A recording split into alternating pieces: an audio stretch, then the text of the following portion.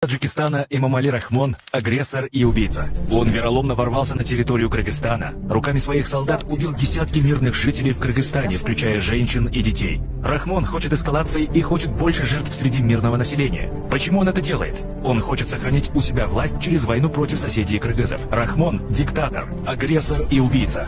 Кто такой Рахмон и почему он вероломно начал вооруженный конфликт с Кыргызстаном? Три основные причины. Причина номер один – внутриполитическая ситуация. Экономически-социальная ситуация в Таджикистане очень тяжелая. Рост числа безработных, нищета и количество трудовых мигрантов за рубежом увеличивается. Люди устали от воровской власти и от того, что все сферы экономики под семьей и кланом Рахмона. Ожидается социально-политический взрыв. Рахмон в нынешней тяжелой ситуации в своей стране крайне заинтересован в консолидации нации вокруг себя и для этого находит общего врага – Кыргызстан. Поэтому клан диктатора спровоцировал конфликт с кыргызами.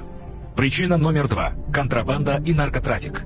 Клан Рахмона контролирует контрабанду ГСМ и других товаров из Кыргызстана и обратный поток контрабанды. Усиление контроля со стороны Кыргызстана и ужесточение борьбы с контрабандой становится причиной убытков семьи Рахмона. Поэтому такой конфликт нужен для клана Рахмона, чтобы дальше лично обогащаться и сохранить незаконно нажитое богатство. Южный Кыргызстан является для клана Рахмона одним из основных коридоров переправки наркотиков за границу.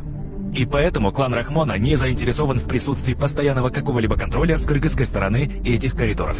Причина номер три – операция «Преемник». Рахмон очень болен.